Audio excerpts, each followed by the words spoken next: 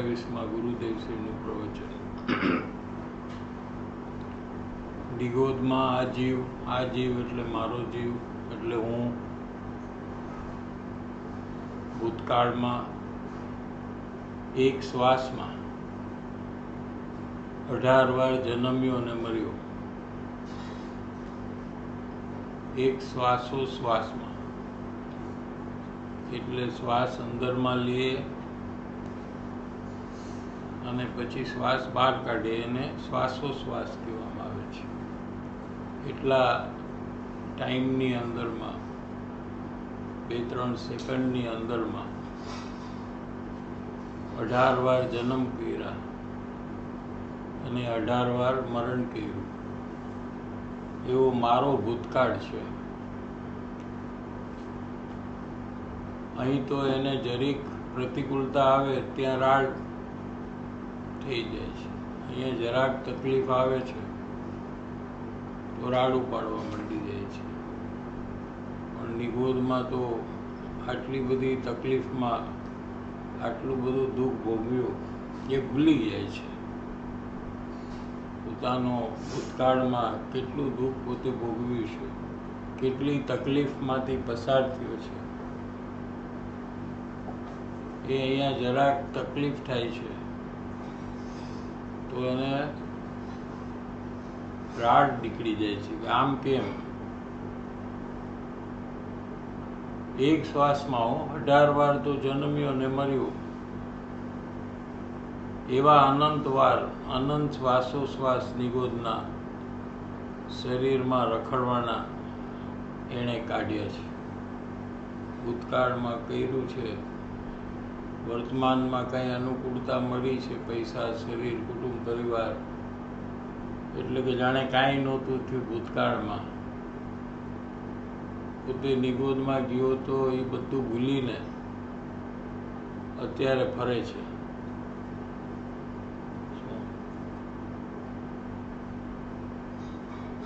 એવા અનંતવાર શ્વાસોશ્વાસ નિગોદના શરીરમાં રખડવામાં એને કાઢ્યા. કોણે કાઢ્યા? મેં કાઢ્યા છે. અહીં જ્યાં આવ્યો મનુષ્ય થયો ત્યાં એનું માથું ફરી જાય છે. માથું ફરી જાય છે એટલે જરા પણ પ્રોબ્લેમ આવે તો સહન નથી કરી શકતો. જરા પણ તકલીફ સહન કરવાની તૈયારી નથી એને. આટલું દુઃખ ભોગવ્યું એ બધું ભૂલી જાય છે.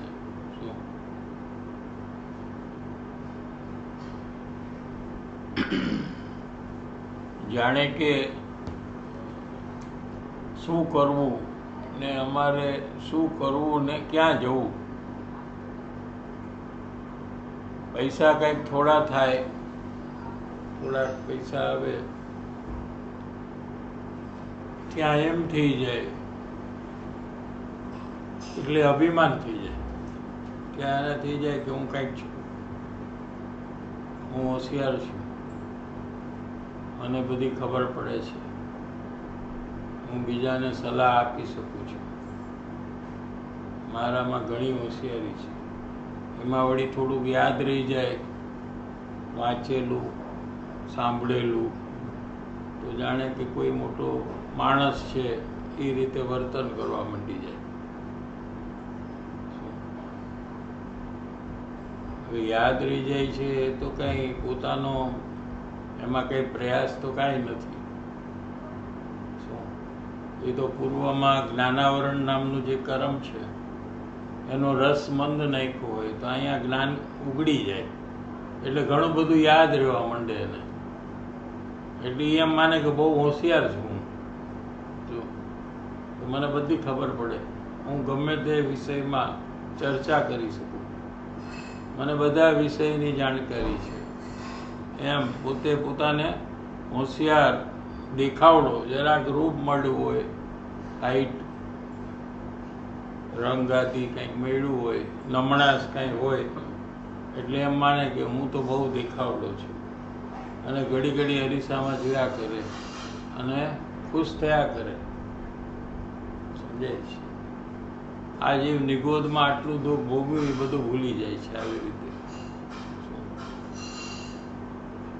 અને જો પૈસા વધી જાય તો ઊંચું જોઈને ચાલે.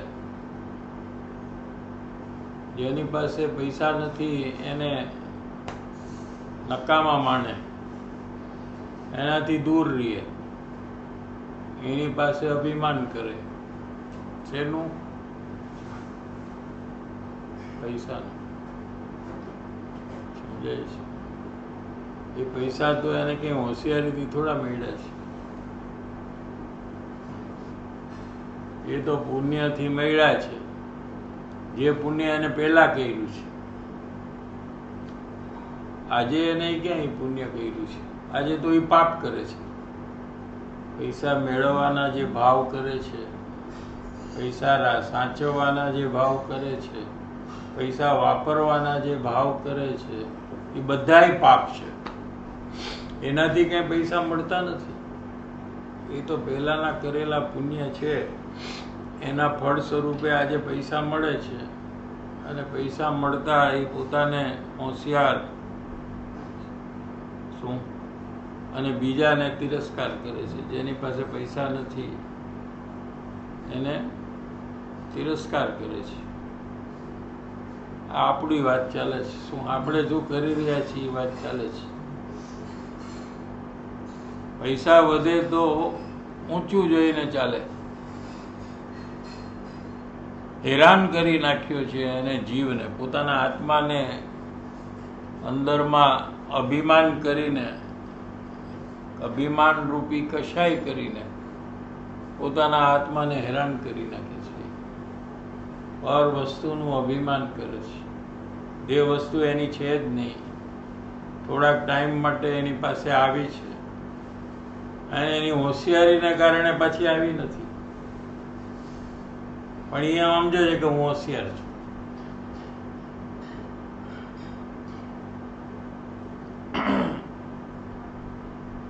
તારા ઇતિહાસની કથા લાંબી છે. ઇતિહાસ એટલે હિસ્ટ્રી. જેમ ઇન્ડિયાની હિસ્ટ્રી છે ને, હજારો સાલ. કેટલી છે ઇન્ડિયાની હિસ્ટ્રી? હજારો.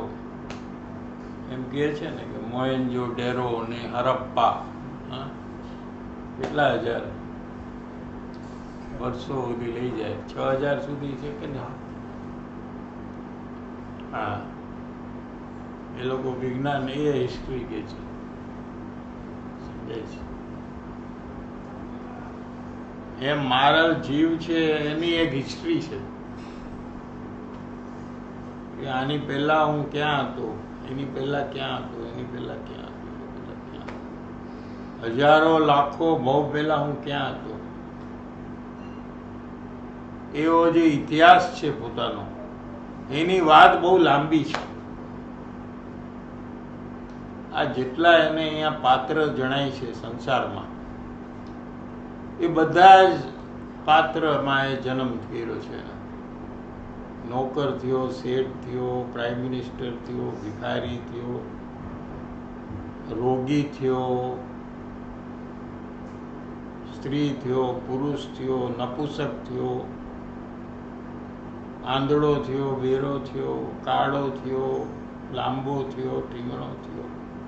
એવા એકે ભાવ નથી કે એને હજારો ને લાખો વાર નથી કર્યા ભૂતકાળમાં. તો એની વાત છે એ બહુ લાંબી છે. એની કથા જો કોઈ કરે તો એ ઘણો ટાઈમ જાય. છતાં બી અહીંયા સંક્ષેપમાં જીવની કથા કહેવામાં આવે છે. જેમ ઓલા દેશમાં બારોટ આવીને એને વાત કરે કે નહીં, દેશમાં આવું બધું થાય, આવે લોકો અને કહે કે તમારા કુટુંબમાં આવા માણસ થઈ ગયા, તમારા બાપ દાદાના બાપ દાદા આ બધું કરતા, એ લોકોને બારોટ કહેવાય. એ લોકોને આપણી હિસ્ટ્રી જે છે, વંશ વેલો, વંશ આપણું ફાધર, એના ફાધર, એના ફાધર, એના ફાધર, એના વંશ કહેવાય, વંશ વેલો. આપણને તો 2-3 પેઢી સુધી ખબર છે. ગ્રેટ ગ્રાન્ડફાધર સુધી ખબર હોય બહુ હોય તો, એના પછી નથી ખબર. એના ફાધર કોણ, એના ફાધર કોણ, એ શું કરતા હતા, કયું બિઝનેસ કરતા હતા, ક્યાં રહેતા હતા, પૈસાવાળા હતા કે ગરીબ હતા, ભણેલા હતા કે નહોતા ભણેલા, એ કાંઈ આપણને ખબર નથી. એ બધા આ લોકોને ખબર હોય, એ લોકોનો પ્રોફેશન બારોટ કહેવાય. એ બધા આવીને કહે કે તમારા દાદાના દાદા અહીંયા રહેતા હતા અને આ બિઝનેસ કરતા હતા, એવું બધું કહે. શું એમ અહીંયા સર્વજ્ઞ ભગવાન તારા ભૂતકાળની વાત કરે છે. સર્વજ્ઞ ભગવાન કેવળ જ્ઞાનમાં બધું જીવનું ભૂતકાળ એમને કેવળ જ્ઞાનમાં જણાય છે કે તે પહેલા શું કર્યું તું, તું ક્યાં હતો, શું કરતો હતો, એ બધી વાતો તારી ભૂતકાળની. શું સર્વજ્ઞ ભગવાને તારા ભૂતકાળની કથા કીધી છે. આ ભૂતકાળમાં કેટલો રહ્યો એ ભગવાને તો મોટું ઘણું કહ્યું છે, પણ અહીંયા દોલતરામજી થોડી વાત કરે છે.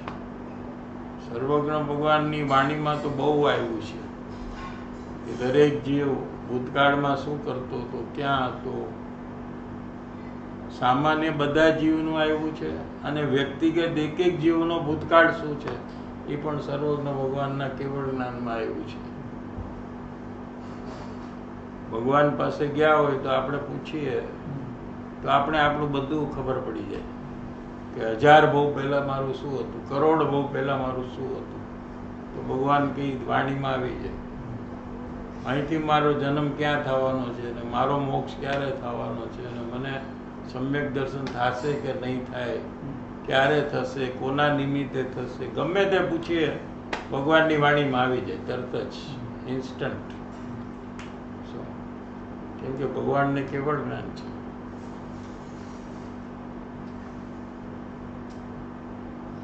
અહીંયા શું કહે છે કે 18 વાર જન્મ્યો ને મર્યો એવા અનંતા જીવ એક સાથે હો, ભેગા જન્મે ને ભેગા મરે. અનંત જીવ એક સાથે મરે, એક પછી એક નહીં. એક સાથે લાખો કરોડો જીવ હોય નિગોદના એક જ શરીરમાં, એ બધા એક સાથે મરે, પાછા એક સાથે જન્મે.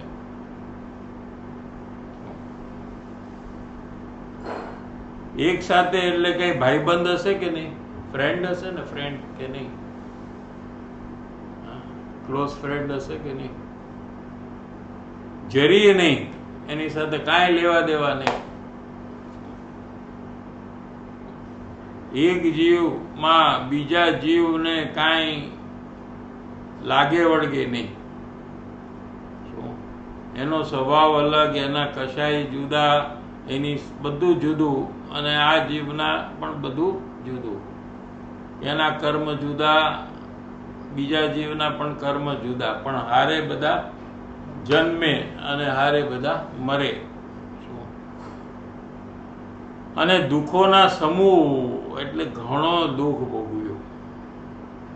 અત્યારે તો માનવા તૈયાર નથી કે નિગોદના જીવને આટલું દુઃખ અને મેં આટલું દુઃખ ભોગવ્યું. આજની પરિસ્થિતિ શું છે કે આપણને એમ લાગે કે આવું કાંઈ હોય, કાંઈ સમજાય છે એવું લાગે છે. અત્યારે કાંઈક સારી સગવડતા મળી ગઈ, પૈસા કાઢી, ઘર, એટલે હવે એસી વગર હાલે નહીં, પંખા વગર હાલે નહીં, લાઇટ વગર હાલે નહીં. આ નિગોદમાં કેટલું દુઃખ ભોગવ્યું હતું એને કંઈ બેસતું નથી. નિગોદના દુઃખ અને એના દુઃખનું શું કહેવું, કેવી રીતે સમજાવવું, કોની સાથે કમ્પેર કરીને સમજાવવું. આ સંસારમાં કોઈ દાખલો કયો લેવો કે જેનાથી સમજાવવું કે નિગોદમાં આટલું દુઃખ હતું, આનાથી આમ વધારે હતું, આનાથી હજી ઘણું વધારે, એવું ક્યાં કેવું? એવો દાખલો નથી આ દુનિયામાં કે ભાઈ જો આને છે ને દુઃખ એના કરતાં 100 ગણું. કે એના કરતાં 500 ગણો, એવો કોઈ દાખલો સંસારમાં મળતો નથી. કેમ કે એટલું બધું દુઃખ છે કે એનો અહીંયા કોઈ દાખલો, એક્ઝામ્પલ, કોઈ કમ્પેર કરવા માટે અહીંયા કોઈ મળતું નથી. નરકના દુઃખ તો પંચેન્દ્રિય સંયોગની અપેક્ષાએ કીધું છે. નરકના જે દુઃખ છે એમાં બે પ્રકાર છે. એક તો સંયોગની અપેક્ષા અને એક તો સ્વભાવની અપેક્ષા. બે પ્રકારે કથન છે દુઃખનો. બે પ્રકાર. એક તો સંયોગ અપેક્ષા, એટલે બહારથી શું દેખાય છે, એટલે નારકી છે તો બહારથી એને કાપતા દેખાય, આમ એને ચોળાના શાકની જેમ કાપી નાખે, તો એ સંયોગથી બતાવ્યું છે. શું જે દેખાય છે એ સંયોગ દેખાય છે, અને એના અંદરમાં ભાવમાં કેટલું દુઃખ છે એ કાંઈ દેખાતું નથી. શું કીધું સમજાણું? એનું શરીર એનું છે જ નહીં. શરીરને કાપે છે એમાં આત્માને કાપવાનું એની સાથે લેવા દેવા નથી. પણ એ વખતે આત્માના ભાવમાં કેટલું દુઃખ થાય છે એ તો અનુમાન કરીને સમજાય એવું છે. બાકી તો એ દુઃખ તો એ જે ભોગવે એને જ ખબર હોય. સમજાય છે? પણ લોકોને બહારથી સમજાય છે એટલે એ દાખલો આપે છે કે જો આને કાપી નાખે છે, આના હાથ કાપી નાખ્યા, આના પગ કાપી નાખ્યા. શું એમ એને બહારથી દેખાડે, એ સંયોગથી દેખાડે છે. અને અજ્ઞાની એને જ દુઃખ માને છે. નરકમાં દુઃખ ઘણું કે તિર્યંચમાં દુઃખ ઘણું, તો એ સંયોગ અપેક્ષા છે. બહારની પરિસ્થિતિને જોઈને કે છે શું, પણ અંદર ભાવમાં જે દુઃખ છે એ બીજું છે. સમજાય છે કે નહીં? એ હજી ઓળખી શકાતું નથી. એ સમજી એટલે જ નિગોદના જીવ દુઃખી છે, આને લાગતું જ નથી કે એને શું પ્રોબ્લેમ હોય. એ તો આમ એકલો છે, એને તો શરીરે આવું સૂક્ષ્મ છે, એને તો ક્યાં કાંઈ તકલીફ થાય, એમાં શું તકલીફ થાય એમ. નારકીને દુઃખ છે એ તો એને સમજાઈ જાય કે અરે એને તો ફાંસીએ લાખ વાર ચડાવી દે. શું ઓલું બાર્બેક્યુ છે, શું છે? હા, બાર્બેક્યુમાં હોય ને આમ બધું આમ નાખે, શું ચીઝ, પનીર, ટમેટા, મરચા એ બધું નાખે ને કે નહીં? જોયું છે ને? એવી રીતે આ મોટું હોય બાર્બેક્યુનો પાઇપ, એમાં એક માણસને ઉપાડીને આમ નાખી દે. જેમ ચીઝ નાખે ને, પનીરને નાખે ને, એવી રીતે એને આમ નાખી દે. એવી રીતે બધા નારકીઓને પકડીને એમાં નાખી દે.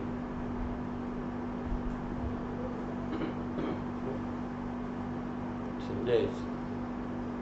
એટલું દુઃખ આપણે જોયેલું ને કે નરકની સીડીમાં આવ્યું હતું.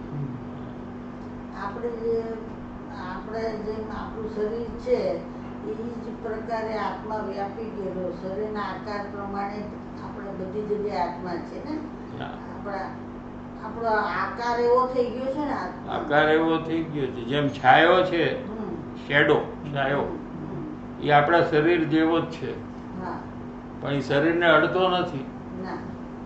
એવી રીતે આત્મા શરીર આકાર છે, પણ એ આત્મા શરીરને અડતો જ નથી. એવી રીતે આ બધા જીવને બધાય જીવ એ જોઈ ને, પણ તો શું એમાંથી હું સમજવાનું? દુઃખ તો એને અંદરના ભાવનું છે. દુઃખ શરીર મારું છે એનું દુઃખ છે. શરીરનું દુઃખ એને નથી. કોઈ પણ જીવને શરીરનું દુઃખ જ નથી. લ્યો, શરીરના ટુકડા કરે એનું દુઃખ નથી. લ્યો, પણ શરીરના ટુકડા થતા મારા ટુકડા થાય છે એવો એને જે અનુભવ થાય છે એમાં એ દુઃખી થઈ જાય છે. મને થાય છે, મને કાપે છે, હું હેરાન થાઉં છું. એમાં જે પોતાપણું જે છે અને એમાં જે એકતા કરી છે, આ હું છું એમ, અને શરીર પ્રત્યે જે રાગ છે એ બધા દુઃખ છે. એ જ એને દુઃખ છે. સમજાય છે?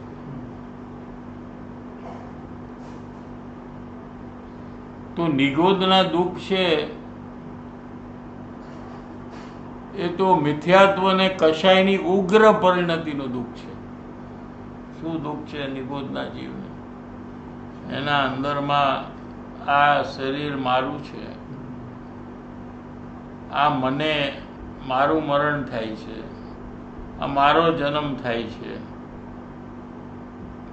એ પ્રકારે મિથ્યાત્વનો જે ભાવ છે અને એની સાથે એનો જે કશાય છે, ક્રોધ માન માયા લોભના જે પરિણામ છે એ ઘણા વધી જાય છે, એની સાથે ઉગ્ર થઈ જાય છે. મિથ્યાત્વ હોવાથી કશાય ઉગ્ર થઈ જાય છે એના.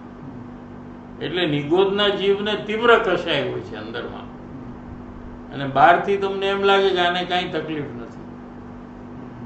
આલુમાં જીવ હોય કે પ્યાજમાં જીવ હોય તો એ દુઃખી છે એવું આપણને લાગતું જ નથી ને, કે લાગે છે?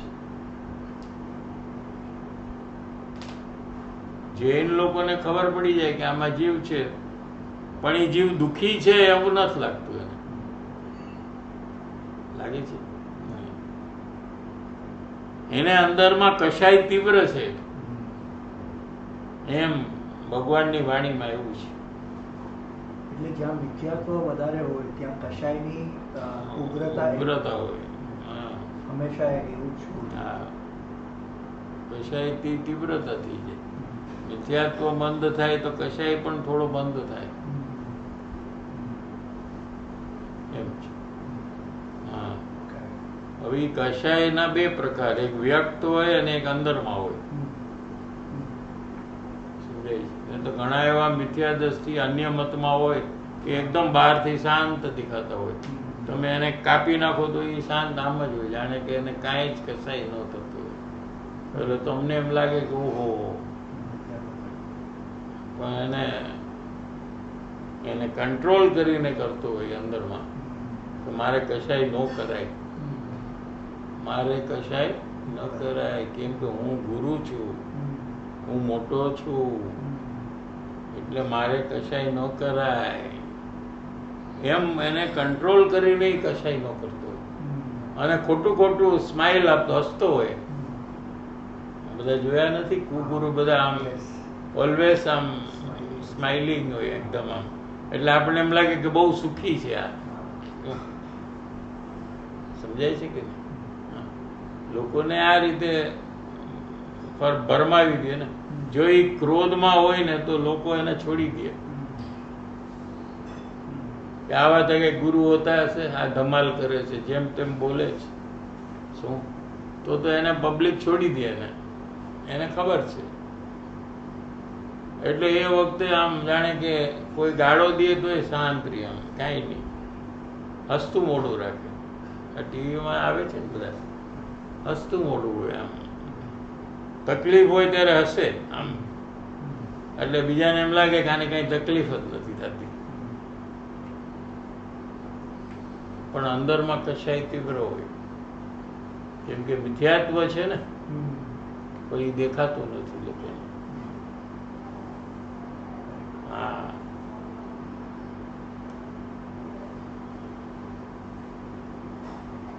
કશાયની ઉગ્ર પરિણતિનું દુઃખ છે, અને ઉગ્ર પરિણામ, ઉગ્ર એટલે ગ્રેવિટી બહુ હોય કશાયની અંદરમાં, પણ વ્યક્ત ન કરી શકે.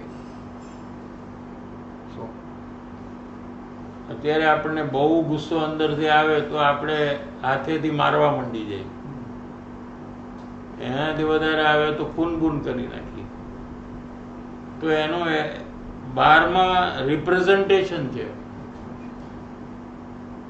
બરાબર છે, પણ એ અંદરમાં પેલા કશાય છે એનું રિપ્રેઝન્ટેશન છે ને. કે બહારનું રિપ્રેઝન્ટેશન થી આપણે અંદરનો કશાય નક્કી કરી છે. દાખલા તરીકે એક સિરિયલ કિલર છે, તો કેટલાય જણને મારી નાખ્યા, તો આપણે એમાંથી નક્કી કરીએ છીએ કે આના અંદરમાં કેટલું બધો દ્વેષ ભાવ છે. એક્સટર્નલ કાઉન્ટ થી આપણે નક્કી કરીએ કે આને અંદરમાં કેટલો કશાય હશે. આને તો એક સાથે 50-100 માણસને મારી નાખ્યા ઇન્ટેન્શનલી. એનાથી આપણને ખબર પડે છે. પણ એ કેટલો કશાય અંદર છે એ બહારના પરિણામથી ખબર પડે છે, કારણ કે એ વ્યક્ત કરે છે.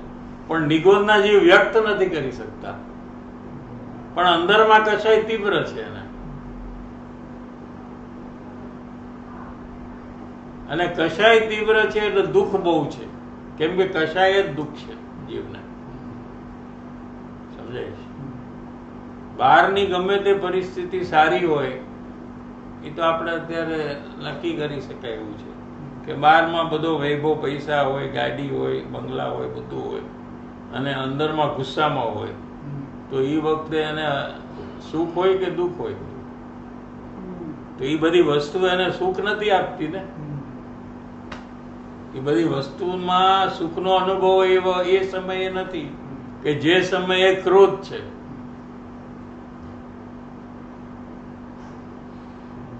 સમજાય છે કે નહીં? હા.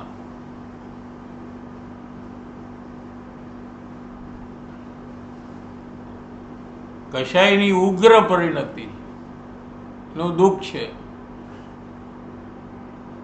અમથું દુઃખનું કથન ભલે સંયોગથી જીનવાણીમાં આવે, કારણ કે લોકોને સમજાશે નહીં. અંતરનું દુઃખની વાત લોકોને સમજાતી નથી, તેથી એનું બહારમાં જે મેનિફેસ્ટેશન છે, એનું બહારમાં જે વ્યક્ત કરે છે એવું જ બધું જીનવાણીમાં આવે, તેથી લોકોને સમજાય.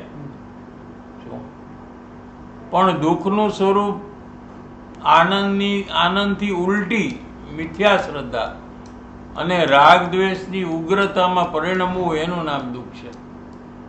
ખરું દુઃખ તો રોગ નથી, પૈસાનું ચાલ્યા જવું નથી, પણ ખરું દુઃખ તો અંદરમાં શરીર મારું છે. આ સંસારના કાર્ય હું કરી શકું છું, પર પદાર્થમાં સુખ છે એવો નિશ્ચય, એવી જે ઉલટી મિથ્યા શ્રદ્ધા છે, અને એની સાથે થતા રાગ દ્વેષ તીવ્ર, એની ઉગ્રતા, એનું મેક્સિમમ લેવલ જે છે એ ઉગ્રતામાં પરિણમવું એનું નામ દુઃખ છે. વાત તો લોકો સંયોગથી દેખે છે એટલે જીનવાણીમાં સંયોગથી વાત કરી, કારણ કે લોકોને આ બધું સમજાય કે ભાઈ આને રોગ આવી ગયો, આને એક્સિડન્ટ થઈ ગયો, બહારથી એને દેખાય, અને બહારથી દેખાય એમાં એને દુઃખ માને. પણ અંદરમાં જે દુઃખ છે એ તો જીવ પકડી નથી શકતો. પોતાનું દુઃખ પકડી શકે, પણ બીજાનું દુઃખ એ પકડી નથી શકતું, કે પોતે અંદરમાં કેટલો ટેન્શનમાં, ભયમાં, ભવિષ્યની ચિંતામાં હોય છે. એ જો અંદરમાં ઓબ્ઝર્વેશન કરે, અવલોકન કરે, તો એને ખબર પડી જાય. પણ લોકો એ નથી કરતા ને, પોતાના જ અંદરના પરિણામનું અવલોકન નથી કરતા, ઓબ્ઝર્વેશન નથી કરતા. પોતાનું જ જ્ઞાન છે, જેમાં જેમાં એને રુચિ છે એમાં રોકી નાખે. કોઈક ટીવી જોવામાં ને, કોઈક મોબાઈલમાં ને, કોઈક ખાવા પીવા ને, કોઈક ફરવામાં એનું જ્ઞાનને રોકી લે. એટલે અંદરમાં જે તકલીફ છે એ ભૂલી જાય છે. એનો મતલબ એમ નથી કે એને તકલીફ નથી, એટલે કોઈ ફ્રી નથી બેસવા માંગતું. ફ્રી બેસીને અંદરમાં શું ચાલે છે એ જોવે તો એને ખબર પડી જાય. આમ તો ડરી જાય, ઘણા એકલા બેસી જ ન શકે.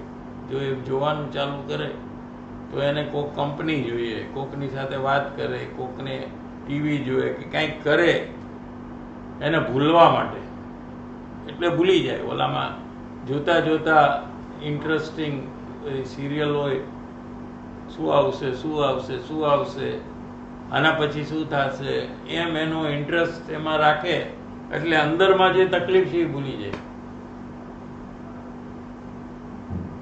એ અજ્ઞાનીનો આ માસ્ટર પ્લાન છે કે પોતાના અંદરમાં જે દુઃખ થાય છે, તકલીફ થાય છે, ભય થાય છે, ટેન્શન છે ભવિષ્યનું, એ બધાને કઈ રીતે ભૂલવું કે કોઈ વસ્તુ ગમતી હોય ને એમાં રોકાઈ નાખવાનું જ્ઞાનને, કારણ કે જ્ઞાન જ સાધન છે આ પકડવા માટે દુઃખને અંદરમાં. એ જ્ઞાનને પરમાં રોકી લે, કોઈ ગેમ્સમાં રોકી લે.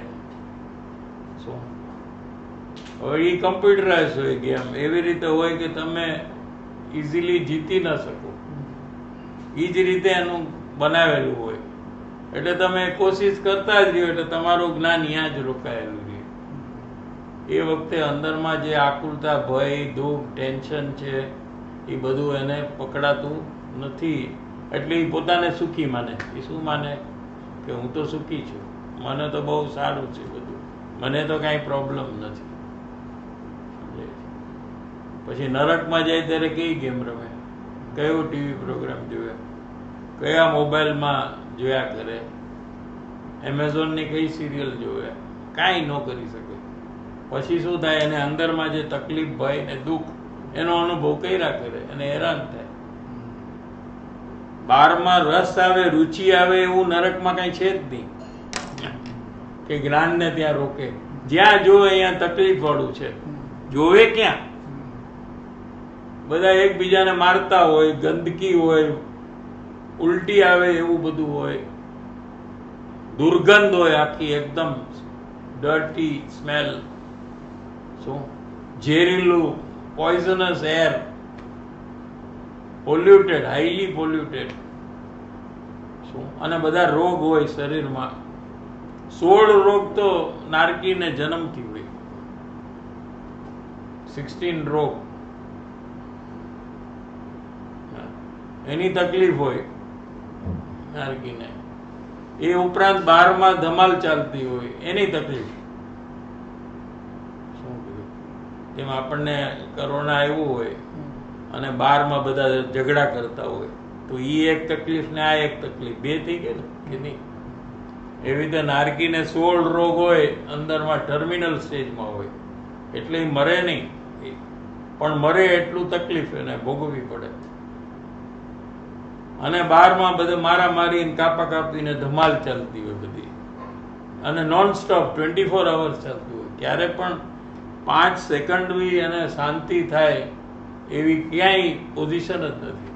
એ ગમે ત્યાં જાય અહીંયા એ ચાલતું હોય. કોઈ જગ્યા નથી કે ત્યાં જઈને એ શાંતિથી બેસી શકે.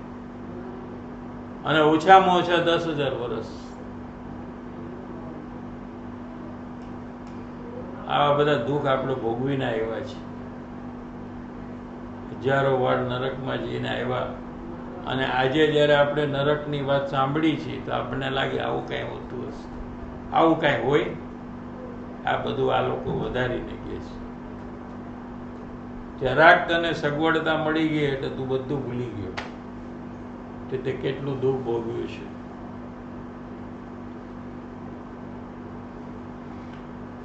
વાત તો લોકો સંયોગથી દેખે છે, એટલે સંયોગથી વાત જીનવાણીમાં કરી કે દુઃખ કેટલું હોય. આ જન્મ મરણનું દુઃખ છે એ ખરેખર દુઃખ છે. કેમ કે જે મરણમાં કેમ દુઃખ થાય છે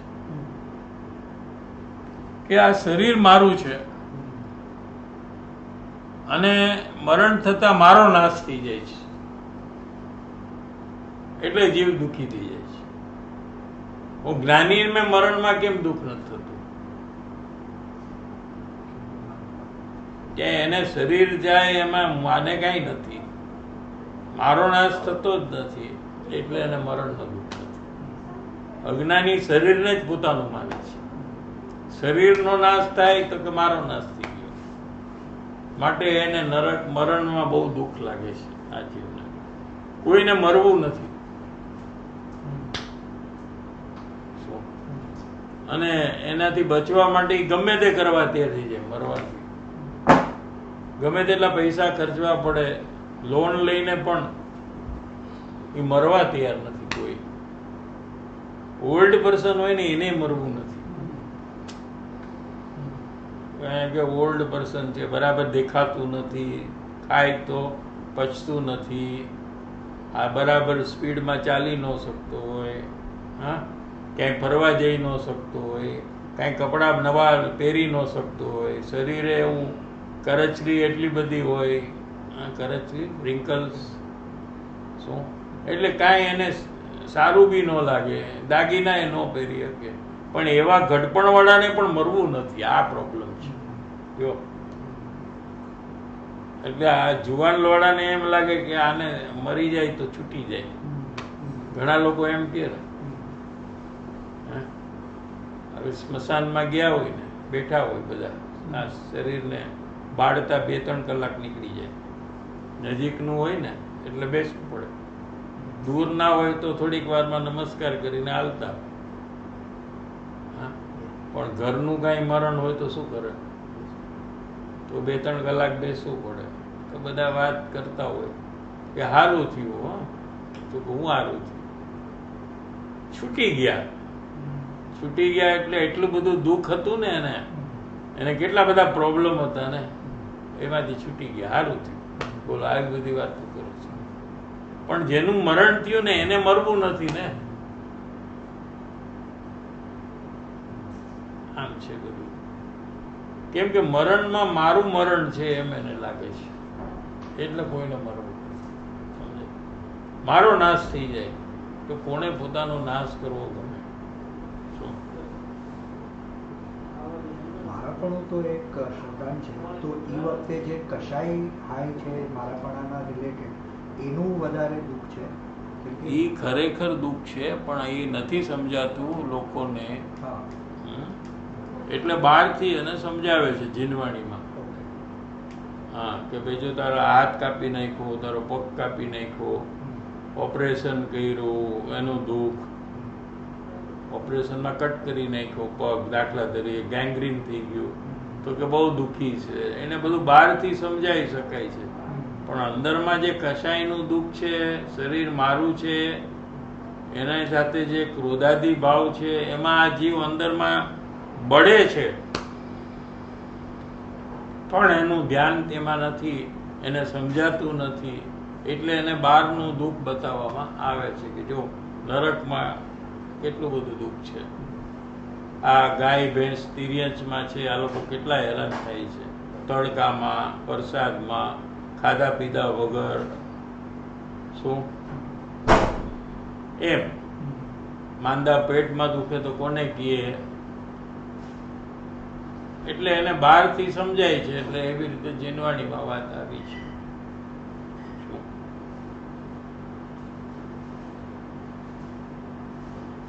एक श्वास में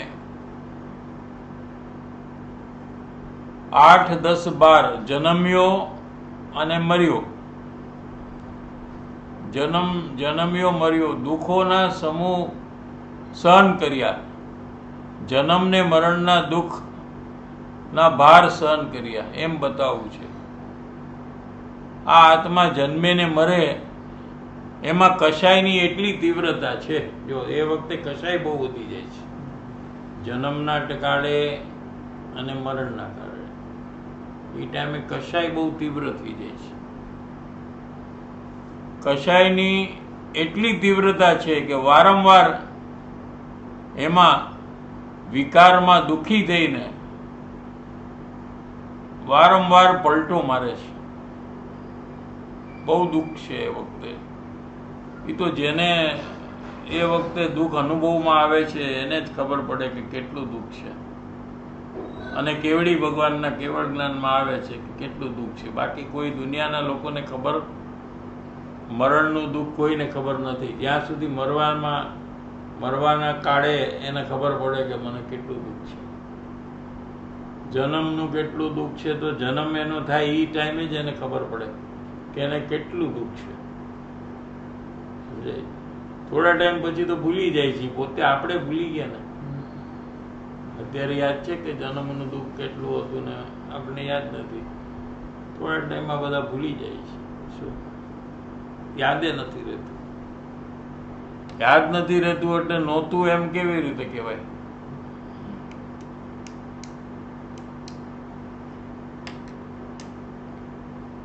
હવે દાખલો આપે છે ગુરુદેવ શ્રી, સમજવાનો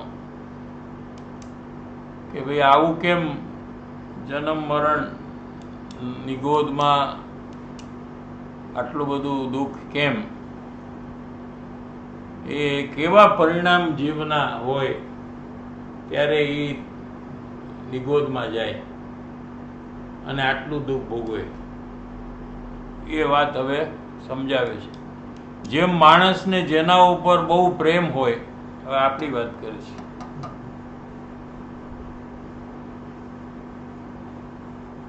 એ ચીજો બહુ પલટાવ્યા કરે. સોનું, હીરા, માણેક એ લેડીઝ માટે, અને મોબાઈલ, કોસ્ટલી બોલ પેન, 1 લાખ રૂપિયા કેટલાની છે? મોન્ટ બ્લેન્ક 50,000 એ હોય બોલ પેન. તો શું કરે કે જોયા કરે, આમ થોડી થોડી વારે આમ જોયા કરે, હાથમાં રાખી. મોબાઈલ નવો લીધો હોય તો, કોસ્ટલી મોબાઈલ લીધો હોય તો આમ હાથમાં ફેરવે, બધાની સામે આમ લઈને ફરે. આ છે ને દરવાજો, આમાંથી કોઈ માણસ આવે ને તો પેલા મોબાઈલ આવે ને પછી માણસ આવે. પેલું શું આવે? ફર્સ્ટ મોબાઈલ આવશે, પછી હાથ આવશે અને પછી માણસ આવશે. હવે ગમે ત્યાં તમે જુઓ ને દુનિયામાં, ફર્સ્ટ વસ્તુ તમે જોશો ને તો મોબાઈલ દેખાશે. આ મોબાઈલ આમ આવે, પછી હાથ આવે, પછી એની પાછળ એક માણસ આવે.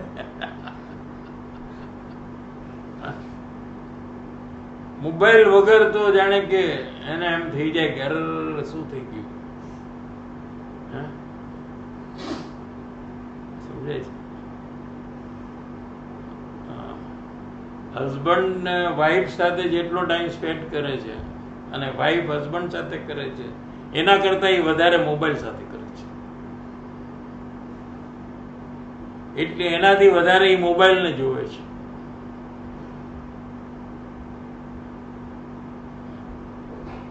બોલો. અને આજથી 40-50 વર્ષ પહેલા મોબાઈલ જ નહોતો. આ એક લાઈફ સ્પેનમાં જોયું છે. આ there was no mobile 25-30 years back or 40 years back. તો માણસો શું કરતા હશે ત્યારે મોબાઈલ વગર? કે અત્યારે મોબાઈલ વગર એક સેકન્ડ રહી નથી શકતા. મોબાઈલ તો હોવો જોઈએ કે નહીં? હવે તો છોકરાઓને મોબાઈલ તો એને હોવો જોઈએ, મોબાઈલ તો હોવો જ. અરે ભાઈ, પેલા તો મોબાઈલ વગર આખી જિંદગી નીકળી જતી હતી માણસોને. એક લેન્ડલાઈન હોય, એક ફોન હોય ઘરમાં, એમાં બધું ચાલતું હતું, દુનિયા આખી ચાલતી હતી. અત્યારે તો ગાંડો મોબાઈલની પાછળ, અને 6 મહિના થાય એટલે પછી બદલવાનો વિચાર કર્યા કરે કે આ ક્યારે બદલું, ક્યારે બદલું, ક્યારે બદલું. ઓલો લઉં, આ લઉં, નવો લઉં, ફલાણું લઉં, એક્સચેન્જમાં આપવું, આમ ગાંડ પણ આપવું. પછી એ નવો મોબાઈલ આવે એટલે વળી પાછું એને લઈને ફરે, બધાને બતાવે. હા, ખોટો ખોટો બધાની સામે ફોન કર્યા કરે એટલે ઓલા લોકોને ખબર પડે, આ ઓ when did you buy this? એટલે એનું એક ડિસ્કશન કરે, સમજાણું? એ એના માટે પછી ફોન આમ કરે. ગાંડ પણ મેડનસ જે છે અત્યારે. અને જેનો મોબાઈલ મોંઘો, ઈ એમ માને કે આઈ એમ બિગ પર્સન. ઈ એમ માને. You see how costly mobile I am having, you know. એટલે એને એમ લાગે કે આનાથી જ મને રેસ્પેક્ટ વધારે મળે છે, એટલે એને મોંઘો મોબાઈલ લેવો છે. મોબાઈલનો તો શું, એક જણને ફોન કરવાનો જ છે ને, એ તો 5,000 કરી શકાય, એને 25,000 કરી શકાય, એને 5 લાખનો ફોનમાં કરી શકાય. કઈ વાત તો કઈ બદલાઈ થોડી જાય. સામેવાળાને બહુ મજા આવે 1 લાખના ફોનમાં વાત કરો તો આ સાંભળે તો આ એમ એન્જોઈંગ, અને 5,000ના ફોનમાં કરો તો એને બહુ દુઃખ થાય, સામેવાળાને કાંઈ ન થાય. થાય કે ન થાય? સમજાય? આવું બધું છે. નાટક કેવા થઈ ગયા જો, આપણા નાટક છે આ બધા. અને કોઈની પાસે મોંઘો મોબાઈલ હોય 1 લાખ 2 લાખનો, તો એ પર્સન જાણે કે આપણને કેવો લાગે. આમ વિચાર કરો ખાલી, જેની પાસે કોસ્ટલી મોબાઈલ હોય કેટલાનો આવે છે? 1,30,000 તો મને ખબર છે. એ કોઈની પાસે મોબાઈલ હમણાં લઈને અહીંયા આવ્યો હોય હાથમાં, તો એ માણસ આપણને કેવો લાગે? આમ નહીં ખબર, આમ અલગ જ લાગે. આમ માણસ એનું બધું બરાબર લાગે, એ કાંઈ બી બોલે તો એ કાંઈ વાત કરે નથી, વાતમાં એમ લાગે કે આ બહુ સારી વાત છે આની, કેમ કે એનો મોબાઈલ મોંઘો છે ને. સમજાણું? એ કાંઈ બી કહે ને આપણને એમ લાગે કે ના ના એ વાત બરાબર છે. આપણે આવા છીએ, બીજાને તો વાત છોડો, આપણા અત્યારના પોઝિશન આવી છે. સમજાણું? અને એની બાજુમાં બીજો એક આવે જે 5,000નો મોબાઈલ લઈને આવ્યો, 5,000 વાળો એની પાસે હોય, એ બિચારો ગમે તેટલી સારી વાત કરે, કોઈ સાંભળે જ નહીં એની વાત. કેમ કે આવો મોબાઈલ છે તો એની વાત.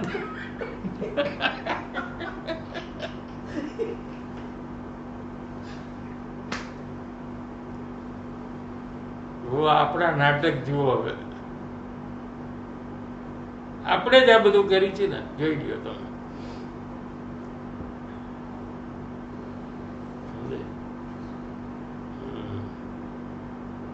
માણસની વેલ્યુ જ વહી ગઈ ને હવે તો. there is no value for a person now. એ કઈ ગાડીમાં આવે છે એ પ્રમાણે એની વેલ્યુ. મારુતિમાં આવ્યો તો એની વેલ્યુ ઓછી, ઓડીમાં આવ્યો તો, અને 1 કરોડની ગાડી કઈ છે ઓલી? હા, એમાં આવે તો પછી એની બધી વાત બરાબર જ હોય, એ બધું એનું કરેક્ટ જ હોય. એટલે આપણે we are working from reverse angle now. કેવો છે માણસ, એનું બહારની વસ્તુ જોઈને આપણે નક્કી કરી છે કે આ માણસ બહુ ઇન્ટેલિજન્ટ છે, બહુ હોશિયાર છે. શું? જેની પાસે બહુ પ્રોપર્ટી હોય તો એ માણસ આપણે ઇન્ટેલિજન્ટ લાગે. બહુ પૈસા હોય, મુકેશ અંબાણી ઇન્ટેલિજન્ટ છે કે નહીં? હોય જ ને, એટલા પૈસા છે એટલે હોય જ કે નહીં? એનું બધું બરાબર લાગે, એનું ઘરે બરાબર ને, એ બોલે એ બરાબર, એ કાંઈ બી વાત કરે એટલે આપણને એમ લાગે આ વાત બહુ સારી છે. પણ એ વાત સારી છે, એની પાસે પૈસા છે એટલે તને સારી લાગે છે. પૈસા વ્યા જાય તો હા, અનિલ અંબાણી એના પાસે ભાઈ જ હોય, જેનો ભાઈ અનિલ અંબાણી, એનું નામ આવે, અરે 2 ભાઈ છે ને, તો એ કેવો લાગે? useless, he doesn't know. આને કઈ ખબર જ નથી પડતી એમ લાગે એને, કેમ કે એની પાસે પૈસા નથી. આવું છે બધું. હવે એના પાસે પૈસા નથી તો એના પાપનો ઉદય છે એટલે પૈસા નથી. he may be intelligent than his brother, elder brother also, પણ પુઅર ફેલો એના પાપનો ઉદય આવી ગયો, અને ઓના પુણ્યનો ઉદય છે એટલે એની પાસે ઇન્ટેલિજન્સ ઓછી બી હોય તો એની પાસે પૈસા વધારે હોય. પણ આપણે શું કર્યું કે ઇન્ટેલિજન્સ વધારે કોની? તો કે પૈસા જેની પાસે વધારે એની. કોણ મોટો બિઝનેસમેન? કે જેની પાસે પૈસા વધારે હોય એ મોટો બિઝનેસમેન. સમજણ? એમ કોનું સમજણ વધારે? તો કે જેને બધું યાદ રહી જાય અને બધું બોલી જાય. શું? અને બધી જ વાતમાં ડિસ્કશન કરી શકે. તમે કહો સ્પોર્ટ્સની વાત તો એમાંય ડિસ્કસ કરે કે 1983માં ક્યાં વર્લ્ડ કપ આપણે જીતા, કોણે કેટલા રન કર્યા, કોણે કેટલી વિકેટ લીધી. તો કે આ બહુ ઇન્ટેલિજન્ટ છે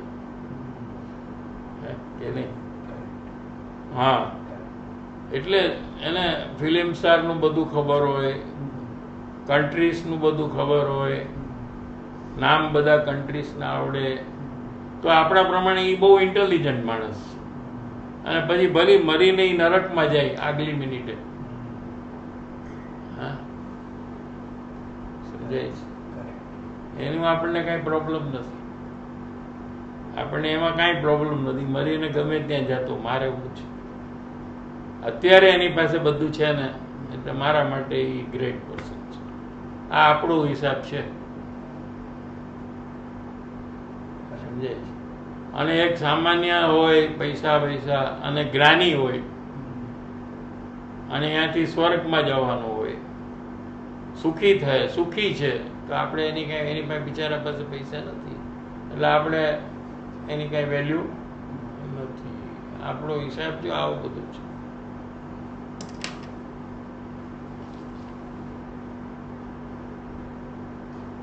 અહીંયા તો દાખલો આપે છે કે નિગોદમાં જીવ જાય છે એનું શું કારણ છે? કે જેમ માણસને જેના ઉપર બહુ પ્રેમ હોય ને, તો કઈ રીતે ખબર પડે કે એ વસ્તુને એ પલટાવ્યા કરે, હાથમાં એની પાસે રાખે, એને સેફલી રાખી દે, એને લઈને ફરે, એ બધા એને દેખાડે, આમ તેમ ફેરવે. શું આપણે કરી જ છે ને? આખો દિવસ મોબાઈલમાં, આખો દિવસ જોતા હોય. અહીંયા જોવાનું છે આત્માને, આમાંથી ફ્રી થાય તો જોવે ને આત્માને. એટલું બધું અટ્રેક્શન છે કે ગમે તેટલા કલાકો નીકળી જાય, 6-12 કલાક, તો એને સંતોષ નથી થતો કે હજી મારે જોવું છે, હજી મારે એમાં જોવું, હજી જોવું, હજી. તો એને આત્માને જોવાનું કેદી થાય એનું ચાલુ?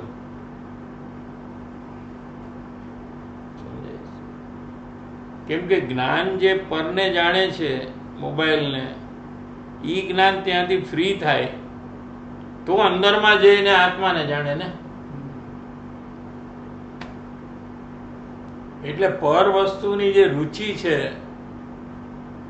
એ એમાંથી જ્ઞાનને હળવું કરીને, નિવૃત્ત કરીને, રિટાયર કરીને પોતાના સ્વરૂપમાં લઈ જાય એ કાર્ય એનાથી કરી શકાય એવું નથી. બાઈઓ, દાખલો આપે છે ગુરુદેવ, બાઈઓ, બહેનો, લેડીઝ પાસે સાડલાની 25 જાત હોય. આ ઈ ટાઈમમાં, અત્યારે તો વધારે હશે. ત્યારનો દાખલો આપે છે, 1960s નો છે.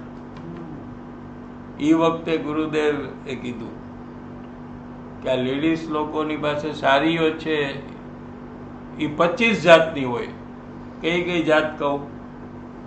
જોર્જેટની sari, chiffon, silk, terricot, linen, nylon, cotton. Sample બીજા કેટલાય છે. એ બધી ટાઈપની હોય એની પાસે સાડી, બરાબર ને? એ ફ્રેશ રૂમમાં જાય ત્યારે એક ડ્રેસ પહેરે,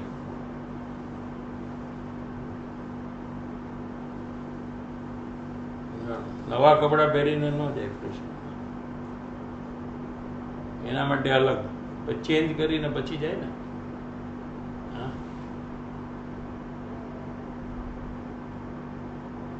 અને ઘરમાં બેઠો હોય કોકની સાથે ત્યારે બીજો ડ્રેસ પહેરે, અને સુવા જાય ત્યારે નાઇટ ડ્રેસ પહેરે. ફરવા જાય તો બીજો ડ્રેસ પહેરે. કેટલા ડ્રેસ બદલે આપણે કરી છે ને. જો એમ કે છે આમ પલટા પલટ કરે, એક દીમાં કેટલી વાર કપડાં ફેરવી નાખે, કેટલા ડ્રેસ એક દિવસમાં ફેરવી નાખે. એમાં કોઈ રાજા હોય મોટા તો કેટલાય જોડા બદલી રાખે, જોડા શૂઝ. આપણે બી કરી છીએ. લાકડીઓ બહુ ફેરવે. રાજા પાસે ઘણી બધી ઓલી હોય સ્ટિક, વોકિંગ સ્ટિક. એકમાં ડાયમંડ સ્ટોન હોય, એકમાં ગોલ્ડન હોય, એકમાં આવો શેપ હોય, એકમાં કોતરકામ વાળું હોય. જોયું છે કોતરકામ વાળું? હા, એવું જ હોય. એમાં એક કેટલી ટાઈપની લાકડી રાજા હોય ને એ લોકો પાસે હોય. આમ પૈસા બહુ હોય ને શું ફેરવે. ઘરમાં હોય તો ચપ્પલ આ પહેરે, શું બાથરૂમમાં જાય તો સ્લીપર પહેરે, ઘરમાં હોય તો બીજા ચપ્પલ પહેરે, બહાર જાય તો બીજા. એમ જુદા જુદા ઓકેશન માટે, એવરી ઓકેશન માટે ચપ્પલ રાખે, કપડાં બી રાખે, ચપ્પલ બી રાખે. પાર્ટીમાં જવાના ચપ્પલ અલગ, ઓફિસમાં જવાના અલગ. બરાબર ને કે નહીં? જેના ઉપર રસ હોય એને આમ કરવું, આમ કરવું, આમ ભોગવું, આમ ભોગવું. શું કહો, જોયું છે કે નહીં? બાઈઓના વિચાર કોઈ દી જોયા છે? ગુરુદેવ પૂછે. બાઈઓને જોઈ છે, એના વિચાર તમે જોયા છે?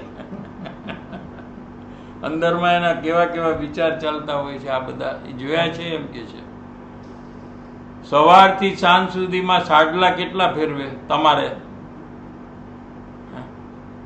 લ્યો, ગરીબ માણસ હોય તો એને એક જ હોય કપડું, એ શું ફેરવે? એની પાસે કાંઈ હોય જ નહીં, એક જ હોય તો એ શું ફેરવે કપડા? ઓલા તો પૈસા થાય ત્યારે 10 જાતના 15 જાતના પડ્યા હોય તો ફેરવ કરે. બે ઘડીમાં, બે ઘડી, એક ઘડી એટલે બે ઘડી ટાઈમ, બધું બદલી નાખે. કપડાં બદલી નાખે, ચપ્પલ બદલી નાખે, ઘણા દાગીના બદલી નાખે. ઘરમાં કાંઈક દાગીના પહેરે, બહાર જાય તો બીજા દાગીના પહેરે, માળા બદલી નાખે. હા, તો લોકોને શું થાય? બીજાને આમ જાણે કે બાઈ ફરી ગઈ હોય એમ લાગે. શું જાણે કે પર્સન જ બદલાઈ ગયો. નવો ડ્રેસ પહેરીને આવે ને એટલે કે જાણે આ પર્સન ચેન્જ થઈ ગયો, આ કોઈ બીજું જ પર્સન આવે એને લાગે. શું આમ જાણે બાઈ ફરી ગઈ હોય એવું લાગે. લુગડું ફેરવ્યું એટલે એને એમ લાગે કે જાણે કે કોઈક નવી જ બાઈ આવી ગઈ. આમ આ દાખલો સમજાણો કે નહીં? આપણો દાખલો છે ને કે નહીં? હવે આમાં શું થાય છે અંદરમાં કે આના સંસ્કાર પડે છે. શું અંદરમાં?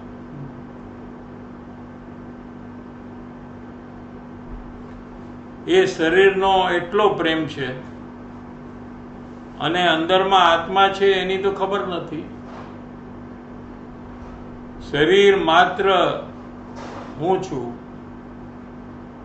શરીર અને હું એક છું એવી બુદ્ધિ એટલી છે કે એના આવી રીતે જે સંસ્કાર પડે છે ને એટલે એ નિગોદમાં જાય ને શરીર બદલાયા કરે છે. જો એનું ફળ છે આ. અહીંયા જે બદલા કર્યા કરે છે એમાં જે એને કર્મ બંધન થાય છે, એ કર્મ બંધનને કારણે એને નિગોદના શરીર બદલાયા કરે છે.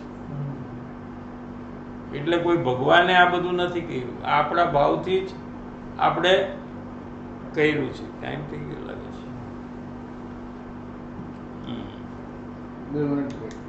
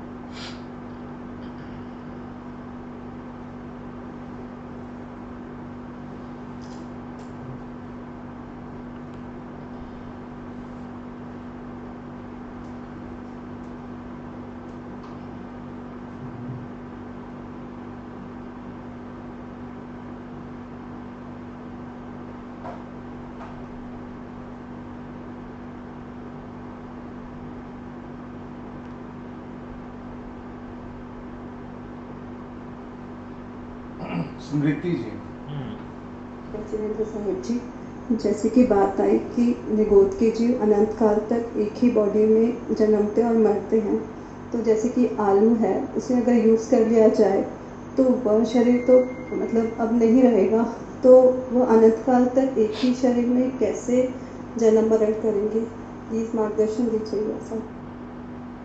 आलू तो खा लेंगे तो बाहर में नहीं रहेगा, लेकिन पेट में तो रहेगा, पे नहीं रहेगा।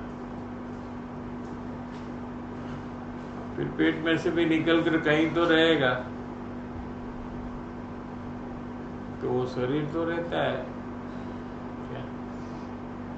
कोई कोई शरीर का बात नहीं है, जनरल बात है, तो एक एक चीज का बात नहीं करने का है, लेकिन वो शरीर लंबा काल तक रहता है, करोड़ों अब्जों साल तक उसमें जीव की उत्पत्ति होती है, ऐसा। જે હા મેડમ, મોબાઈલ જાણવામાં આવે છે અને યાદ આવે છે કે a call has to be made. Does it come under શુદ્ધ જ્ઞાન? મોબાઈલ જાણવામાં આવે છે અને યાદ આવે છે કે a call has to be, mobile જાણવામાં આવે છે યાદ આવે છે કે કોલ ના, એ શુદ્ધ જ્ઞાન નહીં. શુદ્ધ જ્ઞાનમાં તો સિમિલર હોવું જોઈએ કે આવો મોબાઈલ આની પાસે છે, સેમ બ્રાન્ડનો કે સેમ કલરનો, એવું જે જ્ઞાન છે એ શ્રુત જ્ઞાન છે. Neha Bagrecha, mentally lazy people can not do Atma Gnan. I feel I am also mentally lazy, but I am mentally lazy in selective things. Does this mean that I can improve myself and achieve Atma Gnan? I don't remember to do Avlokan. I am not sincere enough to achieve Siddharth Pad. How do I become sincere? તો worldly જે વસ્તુ છે એને પ્રાપ્ત કરવાની જ્યાં સુધી જીવને ભાવના છે ત્યાં સુધી એને સિદ્ધ બનવાની ભાવના થઈ ન શકે. એટલે એક મ્યાનમાં બે તલવાર નથી રહી શકતી. મ્યાન you keep the sword, no, it cover, what do you call it, sheath, એને મ્યાન કહેવાય. So you can't keep two sword in it, you can keep only one sword, right? એમ સંસારમાંથી કંઈ મેળવવું છે, you want some worldly thing and also you want to go to moksha. Both the things cannot go together, you have to give up one. So we never give up the worldly thing, so we give up the સિદ્ધ ભગવાન થવાનું જે પદ છે એ આપણે છોડી દઈએ છીએ. બરાબર છે. मुमुक्षु છે એ संसार की सब चीज को मिले तो ठीक है, न मिले तो भी चलता है, लेकिन मुझे परम सुख की प्राप्ति चाहिए, सिद्ध पद चाहिए, ऐसी एकमात्र भावना जीव करे। लेकिन जब तक संसार के पदार्थ की इच्छा तीव्र है प्राप्त करने की, तो ऐसी भावना नहीं होगी। वो छोड़नी चाहिए अंदर से, है वो तो अंदर में लेकर आया है अभी सत्संग में, तो अंदर से उसको पहचान कर कर छोड़ देना चाहिए कि ठीक है, वो मिलेगा तो क्या होगा, परिभ्रमण होगा, मरण होगा, मुझे कोई पर्सन जिसके प्रति प्रेम है उसका मरण होगा, तो ये चीज़ मिले तो क्या हो जाएगा। कोई भी चीज़ दुनिया की मिले तो क्या हो जाने वाला है, या तो कोई बड़ा रोग आ जाए, या एक्सीडेंट हो जाए, पाँव टूट जाए, तो वो चीज़ मिली तो उसकी क्या कीमत है। ऐसे संसार के पदार्थ की जो तीव्र इच्छा है वो जीव को छोड़नी चाहिए, और मोक्ष पद की परम सुख की भावना उसको करनी चाहिए। वासंती जी। વંદન પૂજ્ય સાહેબજી, ગૂગલ સર્ચમાં ખબર પડી કે ચોકલેટ બને છે તે કોકો બીન્સના ફર્મેન્ટેશનની સ્મેલથી લાખો કોક્રોચીસ એટ્રેક્ટ થઈ અંદર પડે છે ને મરી જાય છે. યુએસ એફડીએના હિસાબે કોક્રોચ છૂટી કરવી અશક્ય હોવાથી 100 ગ્રામ ચોકલેટમાં 4 ગ્રામ એટલે 16 કોક્રોચીસ માન્ય કરેલા છે. આમાં ચોકલેટની ગિફ્ટ આવે છે ત્યારે મોકલનારને થેન્ક યુ કહેવું એ અનુમોદના ગણાય. Help me સાહેબજી.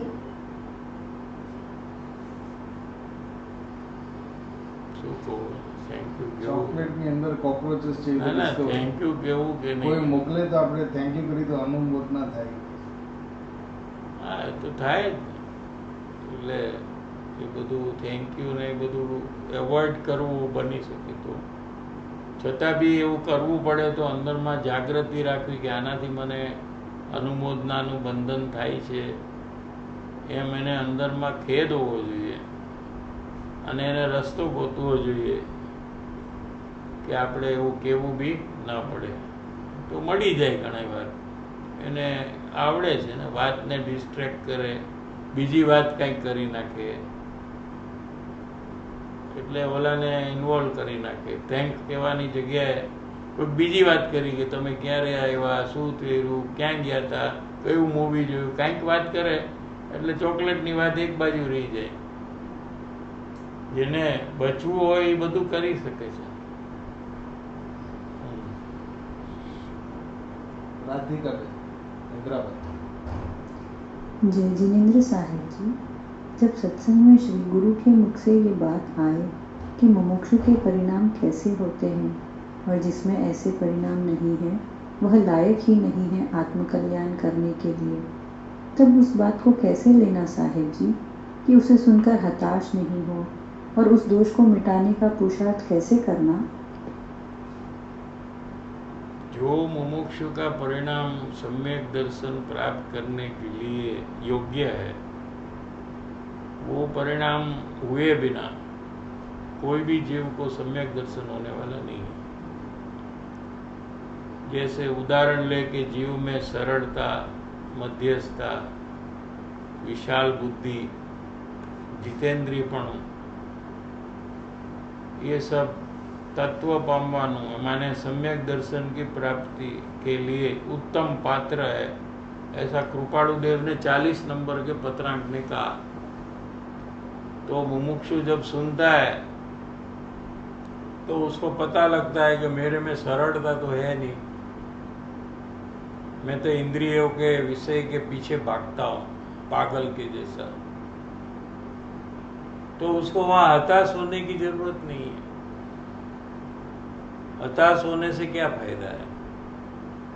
उसके बदले उसको सोचना है कि मैं असरलता को छोड़ दूं, मायाचार को छोड़ दूं, उससे मुझे नुकसान हो रहा है, वर्तमान में भी नुकसान हो रहा है, पकड़े जाने का भय रहता है छुपाने वाले को, कि नहीं? छुपाने वाले को पकड़े जाने का भय रहता है कि नहीं? तो कोई पकड़ लेगा तो मेरी इज्जत का क्या होगा? ठीक है, तो जो सच बोलता है उसको क्या भय है? उसको क्या भय रहता है? जो जैसा है वैसा बोलता है सरलता से, तो उसको तो भय नहीं होता है। तो ये सब गुण अपने में प्रकट करने का प्रयास करना। प्रकट कर सकते हैं तभी तो कृपाणु देव कहते हैं। लेकिन हताश होते हैं तो उसका मतलब ये है कि असरलता रखना है हमको और सम्यक दर्शन की प्राप्ति करनी है। हमको 5 इंद्रिय के विषय की रुचि ऐसी की वैसी रखनी है और हमको आत्मज्ञान की प्राप्ति भी करनी है। तो ऐसा कैसे बनेगा? तो वो जीव हताश हो जाता है ना। हताश कौन होता है? अरे रे अभी मुझे छोड़ना पड़ेगा। हताश એટલે અફસોસ કરે, અફસોસ કરે, હતાશ થઈ જાય ને એટલે અફસોસ કરે, અફસોસ કરે કે હવે મારાથી કેવી રીતે છૂટશે, આ તો મને છોડવું પડશે તો જ મને ધર્મ થશે અને મારે છોડવું નથી, એટલે એને તકલીફ થાય અને છોડે નહીં તો એ લાયક નથી સમ્યક દર્શન માટે, એટલે એને અંદરમાં હતાશ આવે તો એને ઉત્સાહમાં આવવું જોઈએ અને સરળતા, મધ્યસ્થતા, જીતેન્દ્રિયપણું આદિ એને પ્રેક્ટિસ કરીને અસરળતા છોડી દેવી જોઈએ. Practice a matter of practice, nothing else. એ પ્રકારે આગળ વધવું જોઈએ, ઉત્સાહથી વધવું જોઈએ, કારણ કે સુખ મળવાનું છે. સમ્યક દર્શન થશે ત્યારે એને સુખ મળશે જ. કાલે બાકીના કાલે જય જીવન. જય હિન્દ.